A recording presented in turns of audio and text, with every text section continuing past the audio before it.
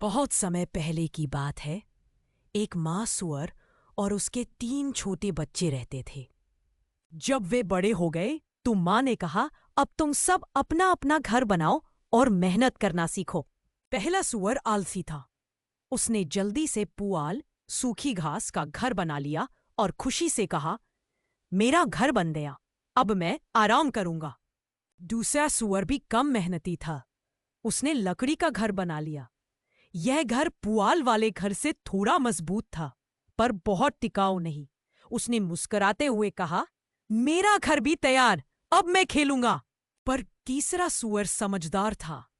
उसने ईंट और गारे से मजबूत घर बनाया और बोला, अब चाहे आंधी आए या तूफान, मेरा घर सुरक्षित रहेगा।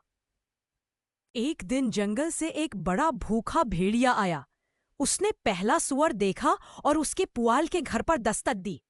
दरवाजा खोलो, नहीं तो मैं फूंक मारकर तुम्हारा घर गिरा दूंगा। पहला सूअर डर से कांप गया, लेकिन उसने दरवाजा नहीं खोला। भेड़िए ने जोर से फूंक मारी और पुआल का घर ढह गया।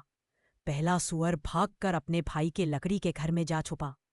भेड़िया लकड़ी के घर में भी जा पहुंचा और बोला, दरवाजा खोलो, नहीं तो मैं फूंक मारकर तुम्हारा घर गिरा दूंगा। दोनों सूअर डर गए। उन्होंने दरवाजा नहीं खोला। भेड़िए ने जोर से फूंक मारी और लकड़ी का घर भी गिरा दिया। अब दोनों सूअर भागकर तीसरे भाई के ईंटों के घर में पहुंचे। भेड़िया वहां भी आ गया और वही धमकी दी। उसने बहुत जोर से फूंक मारी, पर ईंट का घर मजबूती से खड़ा रहा। भेड़िया बार बार कोशिश करता रहा, पर घर नहीं टूटा। आखिरकार उसने चाल चली और चिमनी से घर में घुसने की कोशिश की, पर समझदार तीसरे सूअर ने पहले ही चिमनी के नीचे उबलते पानी की हांडी रख दी थी। जैसे ही भेड़िया नीचे उतरा, वह गर्म पानी में जा गिरा और चीखते हुए भाग खड़ा हुआ। तीनों छोटे सूअरों ने उस दिन एक बड़ी बात सीखी, मेहनत और समझदारी से बना काम ही टिकाऊ और सुरक्षित होता है। आलस हमेशा मुसीबत बुलाता है। उसके बाद से तीनों भाई खुशी खुशी ईंट के घर में रहने लगे।